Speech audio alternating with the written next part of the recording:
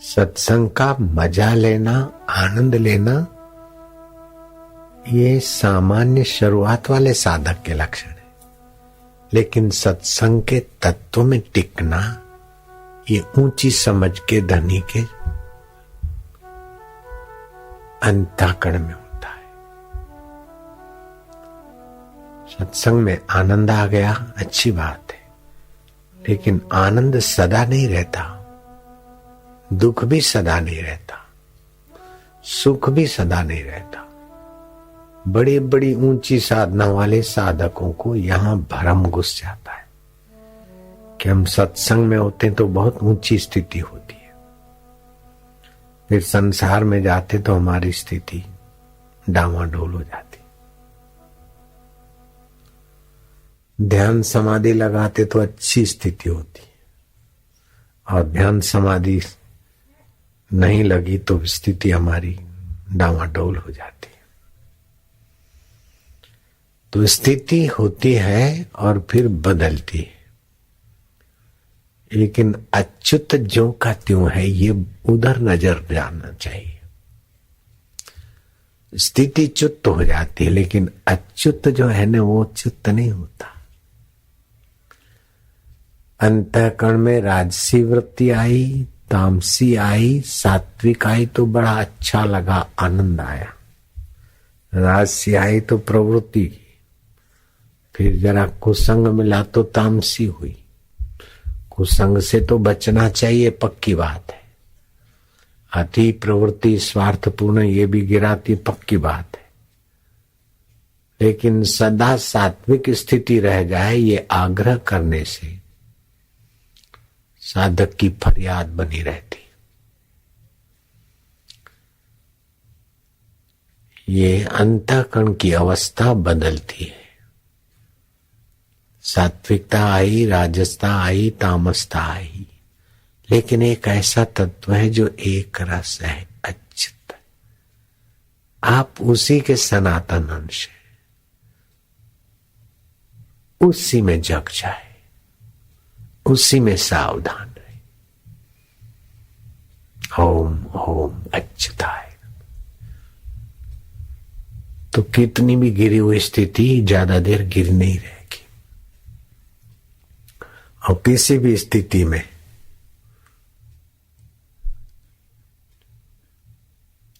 उतार चढ़ाव में विक्षेप नहीं होगा।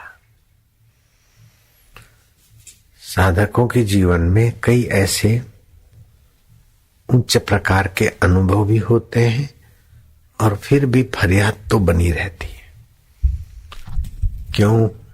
कि अच्युत में स्थिति नहीं हुई, तब तक कुछ न कुछ आपाधापी होती रहती।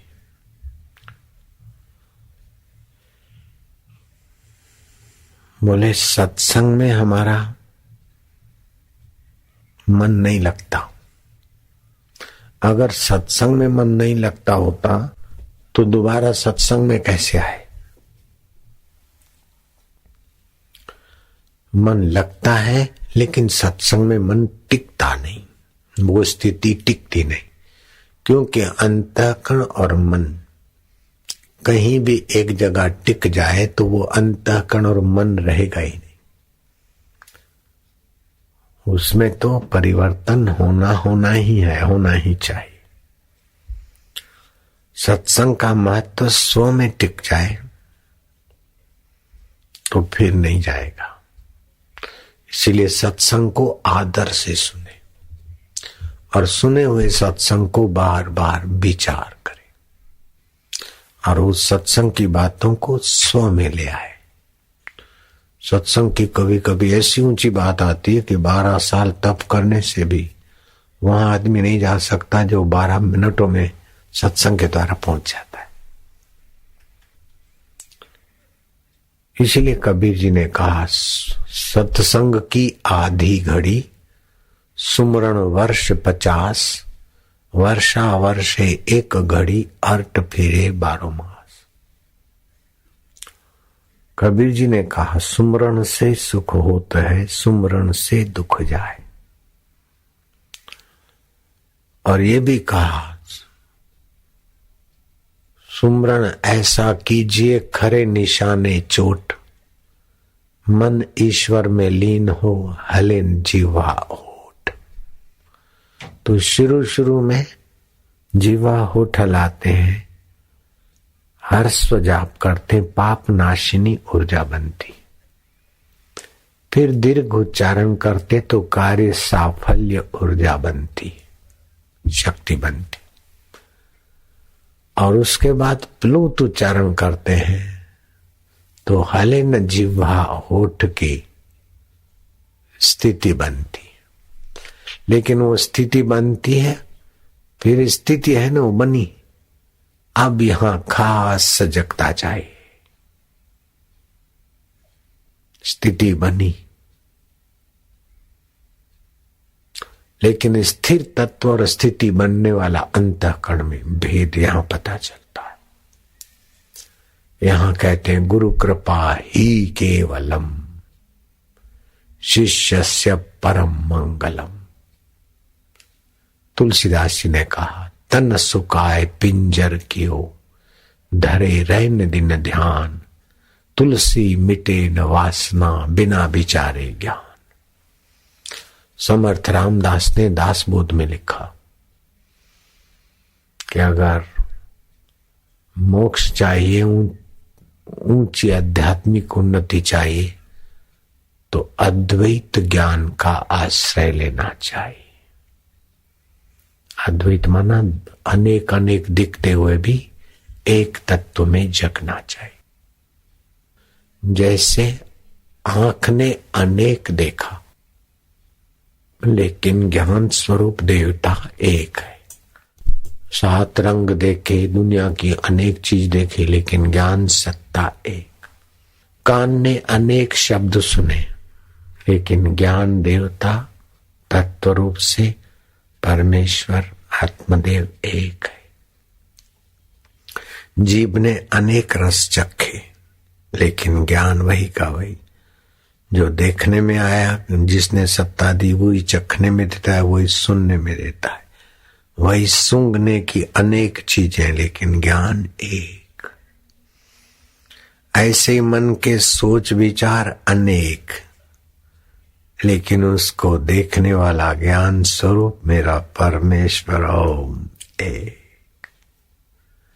बुद्धि के निर्णय अनेक, निर्णय बदल गए फिर भी जानने वाला मेरा परमेश्वर तू एक का एक वालुड़ा।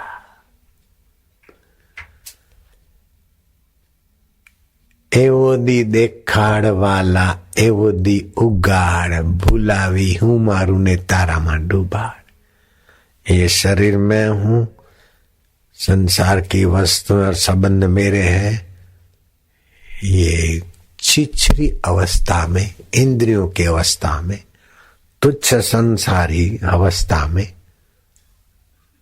ऊपर ऊपर से मानना हो तो मान लो, लेकिन सच्चाई नहीं है इसमें। ये हमारा, ये हमारा, ये हमारा, मैं ये हूं, ये सच्ची बात नहीं है।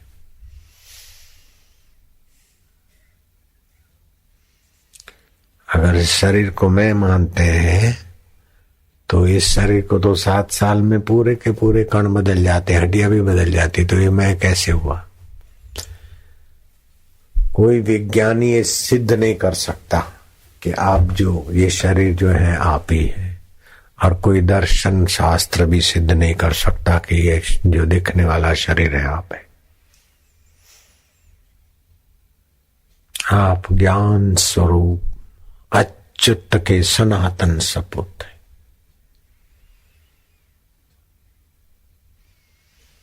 तो बुद्धि के निर्णय बदल गए, उसको जान, निर्णयों की समझ देने वाला ज्ञान स्वरूप तुम्हारा आत्मदेव है का वही, वहां टिकना है।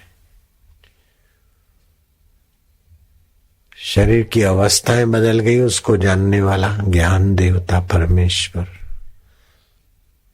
जो सत्य है, वो चित्त है, वह आनंद स्वरूप है, ज्ञान स्वरूप है, और सभी का अंतर आत्मा होकर बैठा है।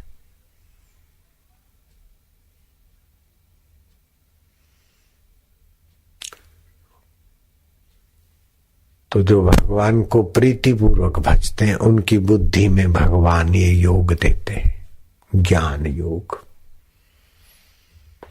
भक्त की भक्ति सफल हुई, भक्ति योग। कर्मी का कर्म सफल हुआ, कर्म योग। कर्म योगी चाहे देखेगा कि कर्म प्रकृति में हो रहे, शरीर प्रकृति का, संसार प्रकृति का, प्रकृति का ऋण उतारने के लिए प्रकृति की सेवा किया, मैं प्रकृति से परे परमात्मा में हूं, ये कर्म योग का फल। भक्ति योगी कहेगा कि सब भगवत ज्ञान स्वरूप चैतन्य का ही विलास है, सिया राम मई सब जग जानी, करी प्रणाम जोर जुग पानी, एकत्व आ गया। और ज्ञान योग में कि वृत्तियां अनेक, रूप अनेक, रंग अनेक, अंतःकरण की दशाएं अनेक, लेकिन प्रकाशक सत्य स्वरूप, मन तो ज्योति स्वरूप अपना मूल विचार। चाहे भक्ति योग से जाओ, ज्ञान योग से जाओ, कर्म योग से जाओ, लेकिन आओगे वहीं उस सत्य स्वरूप में, चेतन स्वरूप में, आनंद स्वरूप।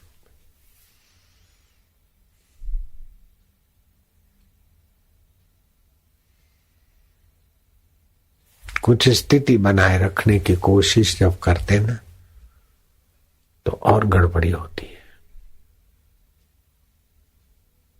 तो जैसा हो ऐसा होने दे, शास्त्र मर्यादा के अनुसार तो लगाम तो लगाना है गलत रास्ते को, लेकिन लगाम लगाएंगे त्यों उछल कूद करेंगे, उसको महत्व ना दो। बुरे विचार आए तो उससे भिड़ो मत अथवा उनसे जुड़ो मत। अच्छे विचार और अच्छी स्थिति आई तो भी उसके अधिष्ठान का ज्ञान, सुमृति वो अच्छी स्थिति को लंबा करेगी, और स्थिति बदली तो भी परम स्थिति के प्रभाव से उस स्थिति की भी परवाह नहीं रहेगी। जैसे हम एकांत में रहते, ध्यान भजन करते या गुफा में रहते थे, उस समय की स्थिति अभी लेने देने में डांट रोनी हो, लेकिन कोई फर्क नहीं पड़ता। इसका अभ्यास, सत्संग का अभ्यास आदर पूर्वक, साधन का अभ्यास आदर। वशिष्ठ जी महाराज कहते हैं कि हे राम जी, एक तिनखा मिटाना होता है तभी भी प्रयत्न करना पड़ता है, तो कई जन्मों के जीव भाव के संस्कार, अंतःकरण से जुड़ने के संस्कार लगे हैं, जगत की सत्यता, ये त्रिलोकी मिटानी, त्रिलोकी की सत्यता मिटानी। सत्य उसे कहते जो तीनों काल में एक जैसा रहे, असत उसको बोलते जो तीनों काल में ना हो। तो ये जगत न असत है न सत है, हो के बदल बदल के माया का खेल। अबदल परमात्मा की खबर देने वाला है ये जगत, लेकिन जो बदलने वाले जगत को सच्चा मानकर उसमें सुखी होने के लिए अपने को फेंकता है, उसकी दशा ऐसी हो जाती है जैसे पतंगे, रात की गाड़ियां चलती है हाईवे पर, ट्रकें, बसें, कारें, तो उजाला देखकर वो पतंगे खेत खलियों में से भागते हुए आते हैं मजा लेने के लिए, और मजा मजा में छटपटाते रहते। थोड़ा मजा मिला, गिरे, फिर ठीक हुए, फिर मजा लिया, गिरे, फिर ऐसे करते करते आखिर सुबह होते होते मर जाते। और कोई बचा तो बेहोशी हालत में फिर कौवे और पक्षी सुबह चुग लेते हुए। ऐसे ही जो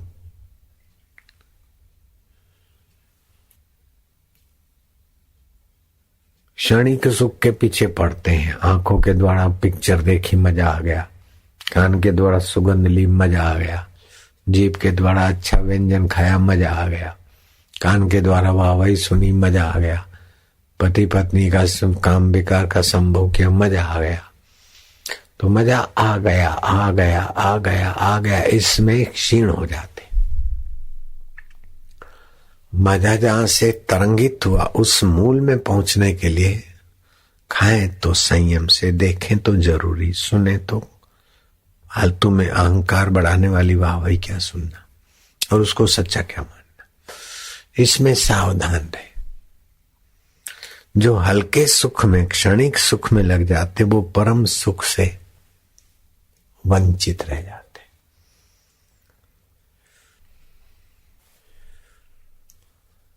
तो दीक्षा लेने से बीमार को भी फायदा होता है, तो विद्यार्थी को भी फायदा होता है, भक्त को भी फायदा होता है, तो अभक्त है और संसार की कुर्सी चाहिए तो उनको भी फायदा हो जाता है। लेकिन इससे, इन फायदों से भी एक परम फायदा है जिसको बोलते मोक्ष। किसी परिस्थिति का प्रभाव जिस पर नहीं पड़े, उस अपने आत्म स्वभाव को जानना, जैसे शिव जी ने जान लिया, मेरे प्रभु लीलाशाह बापू जी ने जान लिया। उनकी कृपा से, प्रसाद से हमको भी थोड़ा ही।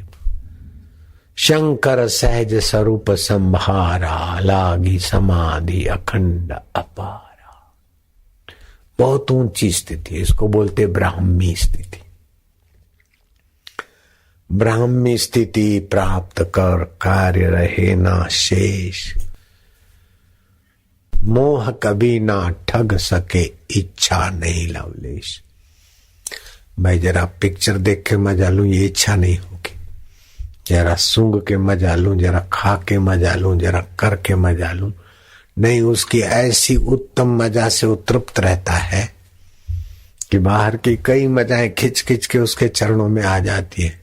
और दया कृपा करके थोड़ा ले भी लिया किसी का प्रारब्ध वेग से, अपना या लोगों का, परीक्षा प्रारब्ध, लेकिन उस मजाओं में उसकी सतबुद्धि नहीं रहती। अर्जुन को ऐसे ऊंचे गुरु और ऊंचा ज्ञान का धन नहीं मिला है, वो उन मजाओं में सतबुद्धि करते।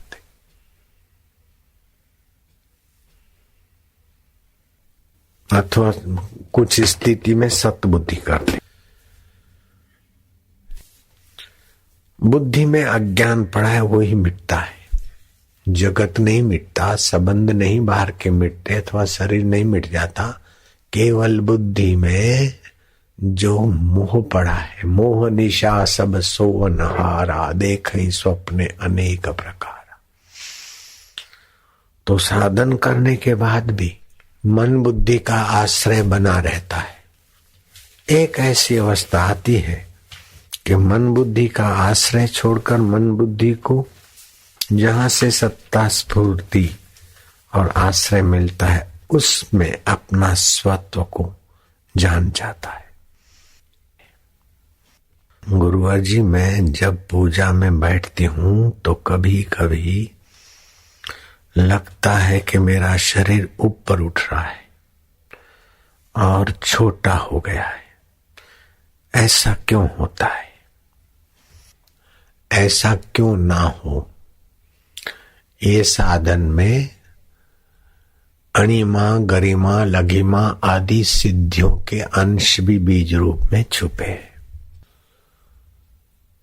रूप प्रत्याहार सिद्ध होता है तो कई देवी देवताओं के दर्शन होते हैं। गंध प्रत्याहार सिद्ध होता है तो कई सुगंधियां होती।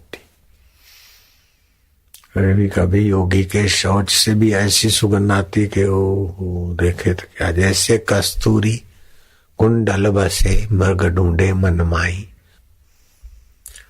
तो ये सब हनुमान जी छोटे हो जाते थे, बड़े हो जाते, तो ये आंशिक रूप में वही बीज तत्व अपने अंदर भी पड़ा है। तो कभी कभी दिखे हम बहुत छोटे हो गए, बहुत बड़े हो गए, अथवा आकाश में उड़ रहे, तो उसमें कोई आपत्ति नहीं है, अथवा उड़ने का आग्रह भी नहीं करना है। अपने को तो तत्व में चला जाना है। जहां हनुमान जी इतनी सिद्धियां पाने के बाद भी जहां हनुमान जी गए, अपन सीधा वहीं का निशाना रखते। वो छोटी छोटी गलियारे, ये वो छोटे मोटे हाईवे घूम घूम के जाए से सीधा पकड़ते। तो ऐसा क्यों होता है? होता है ये अपने बीज रूप में संस्कार पड़े और जागृत होते, इसलिए होता है। पूजा करने के बाद जब मैं उठती हूं तो मुझे सूझता नहीं है कि मैं क्या कर रही हूं।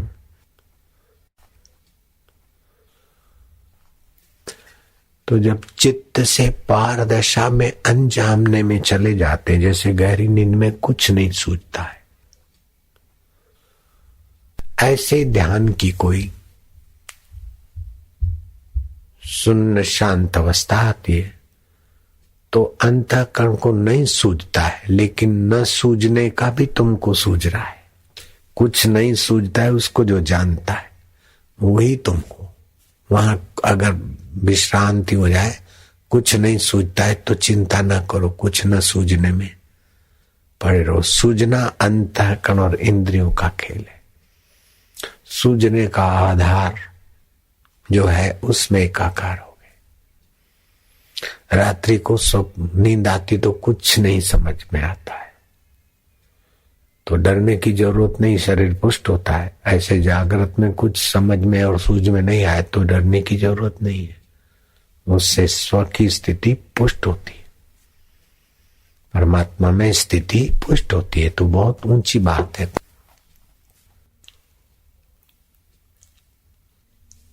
साधन भजन करते हैं तो जन्म जन्मांतर के अंतःकरण जो संस्कार है उनकी परतें हटती, तो जो माल पड़ा है उछल कूद करता है। तो हम आग्रह करते कि ऐसा नहीं होना चाहिए, तो विक्षेप होता है। अगर पसार हो जाए, विक्षेप होता है तो होने दो, जो होता है होने दो। अथवा विक्षेप ना हो, परमात्मा को प्रार्थना करके फिर यहाँ ध्यान करें। तो नीचे के केंद्रों की जो संस्कार हैं छोड़ो, आपने को यहाँ पहुंचना तो भी बच जाएंगे। दूसरा ऐसा विक्षेप होता है कि जो साधन करते हैं और खुद दिल लगा के करते हैं, तो आपके शरीर के जो अंग है न, वे विशेष मजबूत और निरोग और कार्य क्षमता उनकी बढ़ जाती है। कार्य क्षमता बढ़ जाती है तो जो भगत हैं, काम से बचे हैं, ऐसे लोगों के अंदर में भी काम विकार उत्पन्न हो जाए। तो ऐसा क्यों होता है? कभी जीभ यूं निकलती है, कभी आंखें ऐसा होता है, कभी गोल गोल घंटी जैसा शरीर घूमता है, कभी हास्य होता है। तो हमारे संसार का सार शरीर है। योग वशिष्ठ के आधार से बोलता हूं। शरीर का सार इंद्रियां है, इंद्रियों का सार मन है, मन का सार बुद्धि है, बुद्धि का सार जीवात्मा है, जीवात्मा का सार वो चिदावली, उसमें संस्कार भरे रहते। तो जब जागृत होती है तो ज्ञानेश्वरी गीता के 6ठे अध्याय के 10वें श्लोक में इस ध्यान योग की महिमा है, जो अपन करते हैं या सिखाते। कि योगी पहले छोटे मोटे रास्तों से चलता है, जब ये राजमार्ग मिलता है तो योगी फिर पहले तो इसको भयभीत कर देती है, वो चित्त शक्ति जागृत होती, विक्षेप कर देती है, विलक्षणता कुछ होती, और उसके शरीर का मज्जा मैद सबको चाट जाती। रोगों के साथ शरीर के मज्जा और चर्बी को भी चाट जाती। फिर उसके शरीर में ऐसे ऐसे ये होता है, क्योंकि ये अवस्था है, आके चली जाएगी। तो राजसी अवस्था, सात्विक अवस्था, तामसी अवस्था, ये अंतःकरण और शरीर के साथ, प्रकृति के साथ लगी रहती। लेकिन इसमें सुंदर उपाय जो मेरे को उस समय नहीं मिला था, आपके लिए मिला है अभी। तो मेरे को जो विक्षेप का सामना करना पड़ा या मुक्तानंद स्वामी को, अभी आपको नहीं करना पड़ेगा, क्योंकि आप इन अवस्थाओं से अपना संबंध विच्छेद मान लो। ऐसी अवस्था रहे ना रहे, लेकिन फिर भी जो रहता है उसके तरफ सजाग हो जाओ। तो ब्राह्मी स्थिति प्राप्त कर कार्य रहे ना शेष। मेरा ध्यान लगा रहे, मुझे आशीर्वाद दो, मेरी ऐसी स्थिति बनी रहे। नहीं नहीं, इससे भी आगे जाओ। ऐसी स्थिति बनी रहे, ऐसा हो जाए, ऐसा ना हो, ये छोड़ो।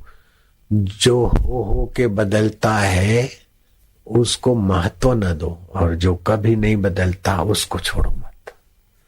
तो बहुत सारी साधनाओं की गलियारे और सड़कें की यात्रा के बिना ही आप उड़ान भर के उधर तत्व में पहुंचे।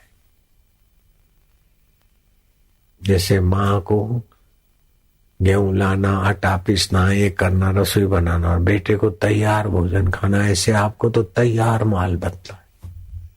हमने जो पापड़ वेले, हमारे गुरुजी ने जो पापड़ वेले, वो सारी मेहनत का फायदा आप लोगों के लिए तैयार माल, विक्षेप रहित सुरक्षित रास्ते से हम आपको ले जाना चाहते।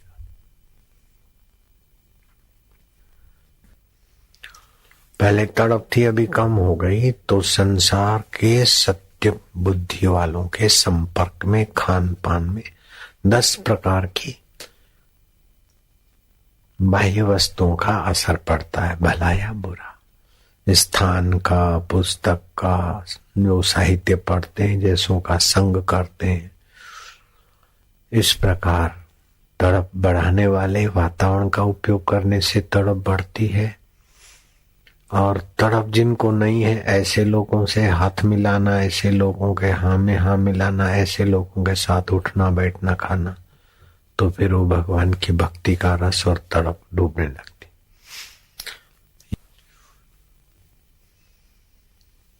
तो जिनको तड़प नहीं और जगत की सत्यता में घुसे ऐसे वातावरण में, तो पुराने संस्कार हैं। विवेकानंद बोलते थे कि भूल कर भी उन रास्ते मत जाना, अभी तुम्हारा घाव की रूझ नहीं आई और वहां खुजलाओगे तो फिर घाव पुनः उठेगा। ऐसे ही जिनको तड़प नहीं है और जिनको ईश्वर से लेना देना नहीं, ऐसे लोगों के वातावरण से साधक अपने को बचाता रहे। युधिष्ठिर महाराज को नारद जी ने कहा महाभारत में कि वर्ष में कुछ महीने विरक्त भगवान के रंग में रंगे हुए सत्पुरुषों का संग करते रहना चाहिए।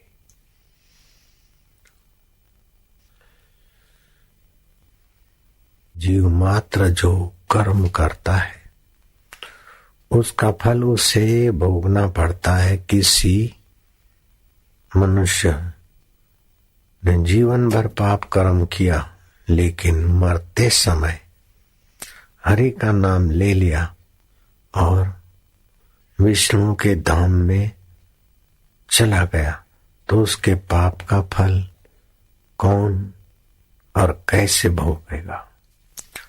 जीवन भर पाप किया तो अंत समय भगवान का नाम ले नहीं पाएगा। अगर जीवन भर पाप किया है और पाप करते समय भी अंदर एक विवेक होता है बुरे से बुरे आदमी को, ये अच्छा नहीं है, ये अच्छा नहीं और मैं अच्छा बनूं, और अच्छा बनने की जो उसकी मांग है वो कभी गहरी हो गई और मरते समय भगवान का नाम लिया तो नाम जपत सिंधु सुखाई। अगर मेरा नाम और मेरी शरण लेने वाले को भी मैं मदद नहीं करूं तो मेरी भक्ति और मेरा नाम कौन लेगा।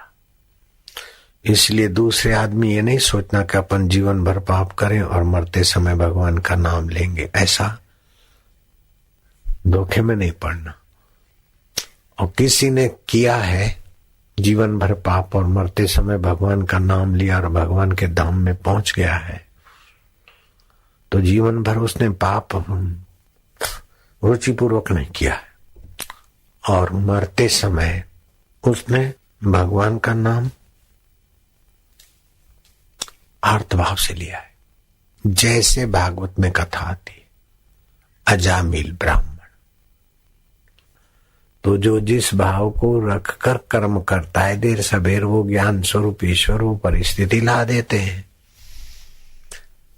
तो कोई जीवन भर पाप किया और फिर नारायण जपते हुए मोक्ष हो गया या सदगति प्राप्त हो गई, तो उसके पापों का क्या होगा, इस चिंता में तुम न पड़ो। वो पाप करते समय उसकी इतनी रुचि नहीं है, हमको दिखता है, लेकिन उसका तो कोई प्रारब्ध है, लेना देना है या ये वो है। माया जाल कैसे तोड़े? माया का कोई जाल ही नहीं है। अघटना पट्यसी यशसा माया, माया जो हो नहीं और दिखे और फंसावे उसको बोलते माया। तो जो हो नहीं और दिखे और फंसावे हो के बदले इसको बोलते माया। तो हे प्रभु, हे नाथ, तुम्हारी माया से मेरी रक्षा करो। हे हरि, हे प्रभु। कृष्ण ने कहा मेरी माया दुस्तर है, लेकिन जो मेरी शरण आता है वो उस माया से तर जाता है। तो भगवान की स्मृति बार बार, हे प्रभु, हे नारायण, हे अच्युत, हे केशव, भगवान का नाम का आश्रय, सत्संग का आश्रय। माया जाल तोड़ो नहीं, माया जाल मेरे लिए नहीं, मेरे लिए तो भगवान ही है। भगवान की स्मृति और भगवान की हस्ती और भगवान का तत्व ही सत्य है। ये तो हो के बदलने वाला है, ऐसा विश्वास।